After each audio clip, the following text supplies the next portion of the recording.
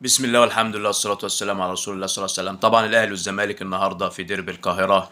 تحليل بسيط كده عن اللي هيحصل النهارده. أنا بشوف من وجهة نظري طبعا في ضوء القايمة اللي اختارها الزمالك واختارها النادي الأهلي، أنا بشوف الزمالك يبدأ الشكل الصح والأمثل عشان يواجه النادي الأهلي اللي واخد الدوري آخر 3 سنين على طول، ونادي كبير طبعا مهما كان، أو الناس اللي بتقول صبحي لحراس المرمى، عمر جابر، الونش، حسام عبد المجيد، بنتايج، اتنين في نص الملعب، دونجا وصلاح مصدق، عبد الله السعيد، اللعيب اللي هو كبير طبعا رقم 10، اخوان بزيره اللعيب الجديد، ادم كايد، لان طبعا هو مستبعد شيكو بنزا، ودي مصيبه كبيره، دي كارثه على فكره يا جماعه، لان ده راجل مش مدرب، ما يعرفش قيمه شيكو بنزا ده وسرعاته.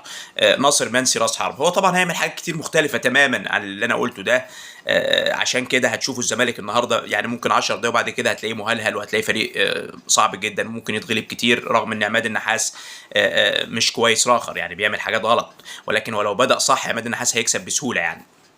هو عنده بقى طبعا بدايل زي الدباغ، زي مش عارف ايه، هو هيلعبها اساسيه. محمد اسماعيل اللي بيقولوا عليه لعيب كويس ده برضه لسه ولد جديد، ممكن يلعبه اساسي يعني. خلينا نصبر ونشوف هيعمل ايه الراجل اللي هم جابوه ده، ابتلوا بيه جمهور الزمالك. الاهلي من وجهه نظري في ضوء قائمته الصح يبدا الشناوي، محمد هاني، ياسر ابراهيم، ياسين مرعي، نبيل كوكا، اتنين نص ملعب، احمد رضا ومروان عطيه، بن رمضان، حسين الشحات، تريزيجيه، طاهر محمد طاهر، لان جراديشار غايب للاصابه يعني.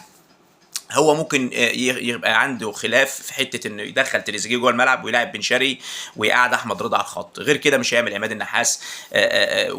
وادارته للمباراه بتبقى سيئه حسب، ولكن هو زي ما انا قلت دلوقتي هيستفيد من الراجل اللي اسمه فيريرا. طب النتيجه، هل النتيجه هتاثر في الدوري العام؟ انا بقول لكم لا، سواء الاهلي فاز سواء الزمالك فاز سواء حصل تعادل، لسه بدري جدا، المنافسات لسه بدري جدا، ولسه الدوري طويل، وفي فرقه دايما بتبقى باي.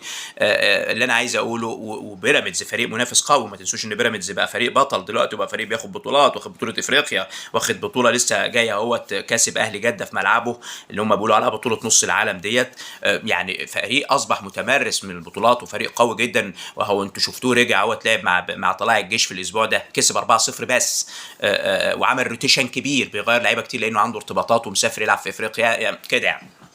كمان الاسبوع ده برضو كسب حرس الحدود زد. مبروك للكابتن عبد الحميد بسيوني، وحمد لله على سلامتك يا كابتن، دعانا لك من قلبنا. ربنا يشفيك ويعافيك ويطمنا عنك يعني. مبروك ال3 بونت والفوز على زد، وشكرا والسلام عليكم ورحمه الله وبركاته.